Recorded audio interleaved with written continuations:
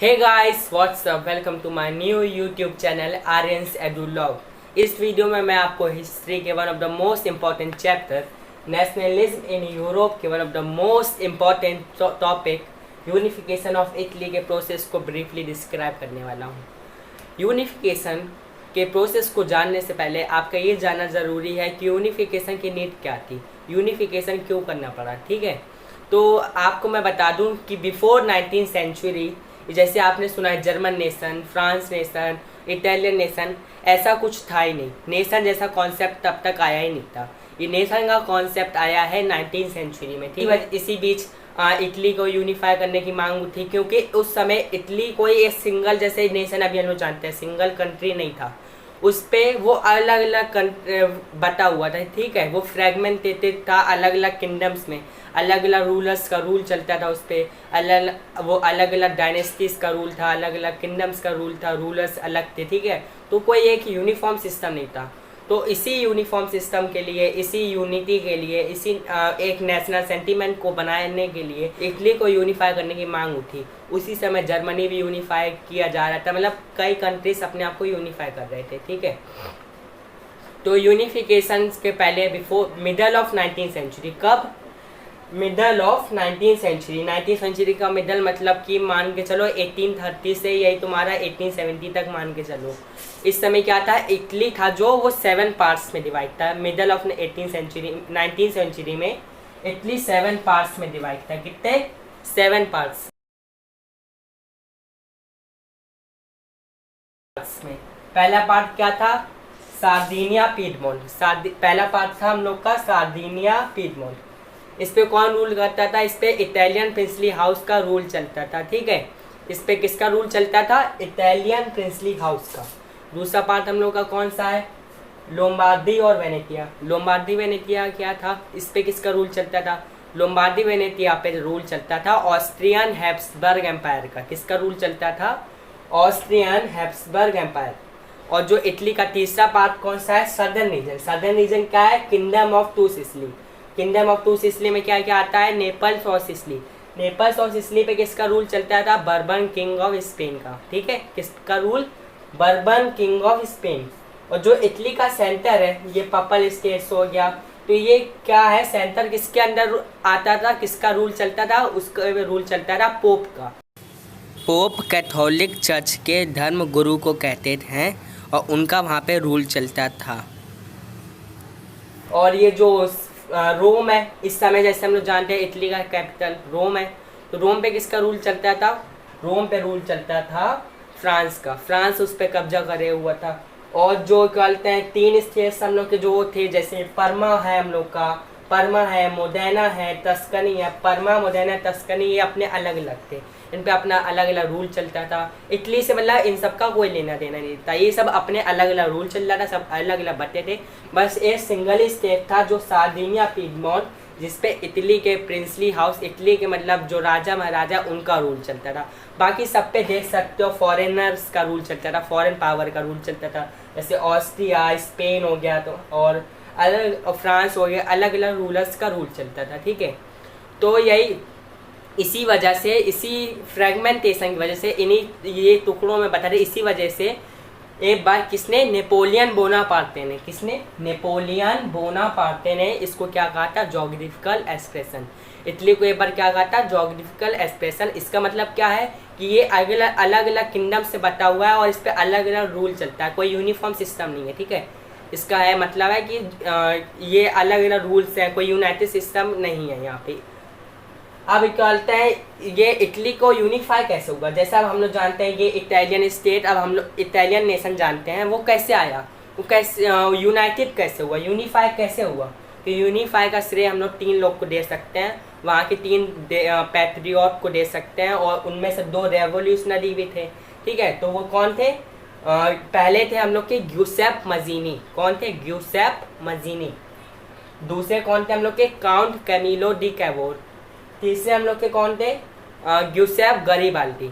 अब ये ग्यूसेप मजीनी के रोल से पहले ये जान लो ग्यूसेप मजीनी थे कौन। ग्यूसेप मजीनी एक इटालियन रेवोल्यूशनरी थे। ये जिनोवा में इनका बर्थ हुआ था, जिनोवा में बॉर्न हुए थे।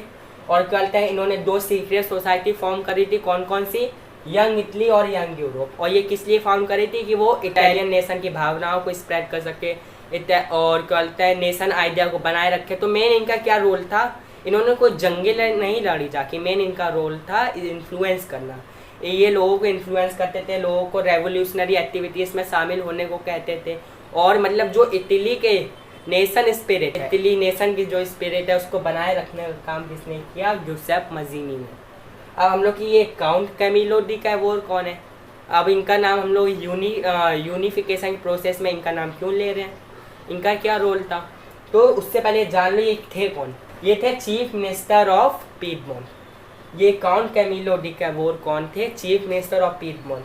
अब तुम्हें जैसे हमने बताया कि जो सार्डिनिया और पीडमोंट था इसी पे सिर्फ इटालियन प्रिंसली हाउस का रूल चलता था, तो बाकी सब पे फॉरेनर्स का रूल चलता था। तो जो यूनिफिकेशन का प्रोसेस है वो कहाँ से स्टार्ट होना था, वो होना था सार्डिनिया पीडमोंट से। तो मेन तो यहीं से स्टार्ट होना था। तो यहीं के जो थे चीफ मिनिस्टर पीडमोंट के वो थे केवोर। तो इन्हीं ने कहते इनिशिएटिव लिया, कहते हैं यूनिफाई करने में। हाँ इन्होंने सपोर्ट किया काफ़ी। ये ना तो कोई डेमोक्रेट नहीं थे, ये डेमोक्रेसी पे ज़्यादा बिलीव नहीं करते थे, और ना ही ये कोई डेमोक्रेट नहीं थे, और ना तो ये रेवोल्यूशनरी थे।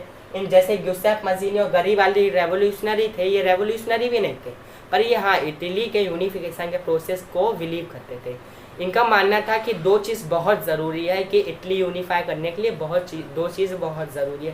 पहली क्या है कि building up a strong army, मतलब एक स्ट्रॉन्ग आर्मी को मेंटेन करना।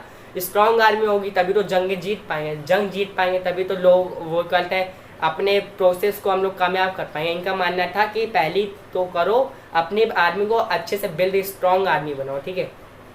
और दूसरा क्या था, फॉरेन हेल्प।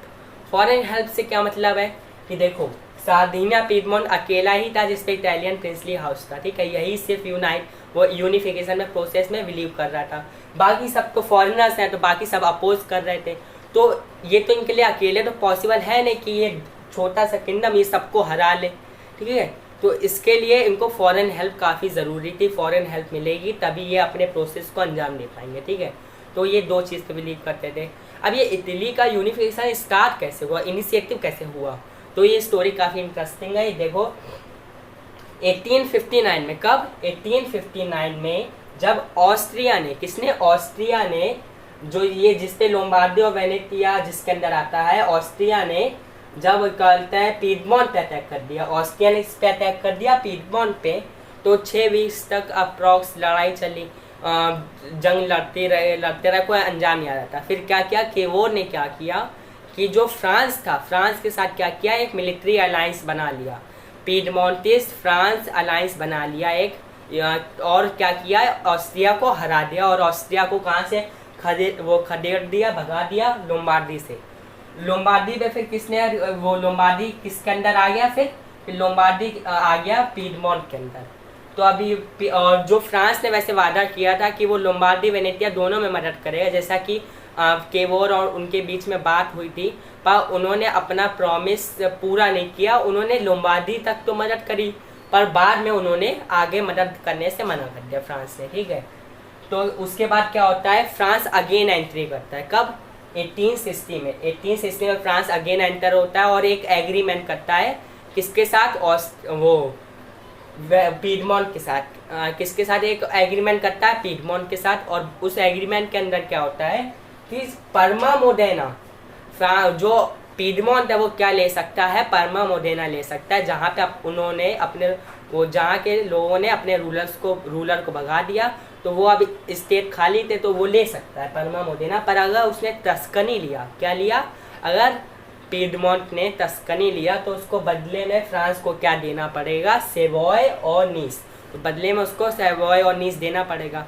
उस समय जो केवोर थे उन्होंने इस एग्रीमेंट पे अपनी सहमति दे दी, क्योंकि वो जानते थे कि अगर परमा मोडेना और टस्कनी हो जाएगा तो ये नॉर्थ इटली को एक सॉलिड स्ट्रक्चर दे देगा, एक सॉलिड एम्पायर का नॉर्थ इटली का दे देगा, ठीक है। तो वो एग्रीमेंट पर राजी होगा, उनने सेवॉय नीस दे दिया और परमा मोडेना टस्कनी पीडमोंट का पार्ट बन गया। यहाँ के लोगों ने वोट कर दिया कि वो पीडमोंट के साथ जुड़ना चाहते हैं, ठीक है। अब क्या जाता है, अब आता है गिउसेप गरीबाल्दी का रोल। ये भी एक रेवोल्यूशनरी थे, ये यूनिफिकेशन के प्रोसेस में कब एंटर हुए? 1860 में। 1860 में क्या हुआ? गरीबाल्दी एंटर इटली यूनिफिकेशन। और इन्होंने अपने आर्म्ड वॉलेंटियर्स, मतलब जो इन्होंने हथियार बल वो हथियारों के साथ जो रेवोल्यूशनरी थे, तो लोगों को इन्फ्लुएंस करके जो अपनी आर्मी बनाई थी, उससे क्या किया, जो ये किंगडम ऑफ टू सिसिली है, नेपल्स और सिसिली, पहले सिसिली पे अटैक किया, फिर नेपल्स पे अटैक किया, और वहाँ पे जो bourbon king of Spain rule कर रहा था उस समय, उसको भगा दिया। और जो ये kingdom of two Sicily, Naples और सिसिली का किंगडम है, वो किसे दे दिया? केवोर को। और यहाँ के जो लोग हैं नेपाल्स और सिसिली के, उन्होंने क्या वोट किया कि वो पीडमोंट के साथ जोड़ना चाहते हैं, फेवर में वोट कर दिया, और वो पीडमोंट से जुड़ गया एक किंगडम ऑफ टू सिसिली।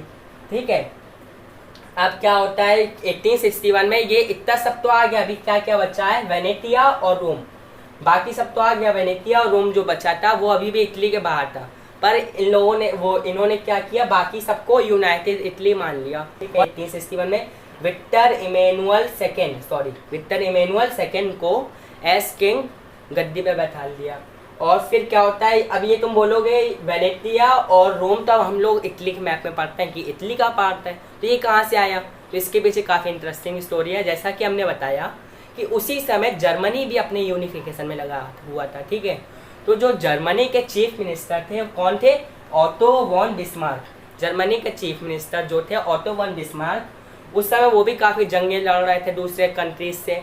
तो जब वो 1866 में, डेट इंपॉर्टेंट है, सभी डेट याद कर लेना जो जो हमने बताई है, 1866 में ऑस्ट्रिया से वो उन्होंने जंग लड़ी, और उस जंग का क्या नाम था? Austro Prussian war. तो उस जंग में क्या, ऑस्ट्रिया हार गया। तो जो ऑस्ट्रिया के अंदर जो वेनेटिया बचा था, वो वेनेटिया किसको दे दिया? वो बिस्मार्क ने केवोर को दे दिया। ठीक है, ये वेनेटिया केवोर को दे दिया, और ये वेनेटिया किसके अंदर आ गया? अब ये इटली के अंदर आ गया, जो यूनाइटेड इटली है उसके अंदर आ गया वेनेटिया। अब क्या बचा? अब बचा तुम्हारा रोम। रोम कैसे आया? तो जब 1870 में जर्मनी फ्रांस से वॉर लड़ रहा था, उसका क्या नाम था? Franco Prussian war. तो जब जर्मनी फ्रैंको प्रूसियन वॉर लड़ रहा था तो फ्रांस हार गया। तो जो वहाँ पे जो रोम में जो फ्रांस के ट्रूप्स थे वो वहाँ से भगा दिए गए, और उस पर रोम पे किसने कब्जा कर लिया? रोम को किसने कैप्चर कर लिया? वो था इटली ने। इटली के लोगों ने रोम को कैप्चर कर लिया, और इस तरह से रोम भी इटली का पार्ट हो गया। इस तरह से जो हम लोग का पूरा 7 स्टेट्स में डिवाइड था इटली, वो अब एक सिंगल यूनिफाइड कॉन्फेडरेशन बन गया। ठीक है, सिंगल यूनिफाइड नेशन बन गया। इसी तरह हम लोग का इटली का यूनिफिकेशन कंप्लीट हुआ। आपके मन में एक डाउट आ रहा होगा कि ये जर्मनी ने क्यों मदद करी? जर्मनी ने इसलिए मदद करी क्योंकि जो प्रूसिया था, प्रूसिया कोई सिंगल कंट्री नहीं था, प्रूसिया में काफ़ी कंट्रीज आते थे, जैसे इटली, जर्मनी, पोलैंड। तो इटली भी उसी में आता था, जर्मनी भी प्रूसिया में आता था, तो दोनों एक ही किंगडम में आते थे पहले। तो दोनों बाद में यूनिफाई होकर अलग हुए हैं, तो पहले तो एक ही में आते थे। ठीक है, तो दोनों में के बीच में अच्छे रिलेशन थे। तो जब जर्मनी यूनिफाई कर रहा था, जो उसके नीड का नहीं था, तो वो उसने क्या किया? इटली को दे दिया। और ऐसे इटली ने भी काफ़ी मदद करी। तो जब एक ही किंगडम में आ रहे तो रिलेशन अच्छा है, इसी वजह से जर्मनी ने भी मदद करी। और ये था तुम्हारे इस डाउट का आंसर। अगर तुम्हें ये वीडियो पसंद आए तो मेरी वीडियो को लाइक और सब्सक्राइब करो, और ज़्यादा से ज़्यादा अपने दोस्तों में शेयर करो, ताकि वो भी इस वीडियो का बेनिफिट ले सके और अपने बोर्ड के एग्ज़ाम में 6 आउट ऑफ 6 इस लॉन्ग में ला सकें। अगर आपको ऐसी ही और वीडियो चाहिए तो मुझे कमेंट सेक्शन में लिख के बताइए। आपने अपने टॉपिक्स भेजिए, मैं उन टॉपिक्स पे वीडियो बना के भेजूँगा। Thank you, bonjour.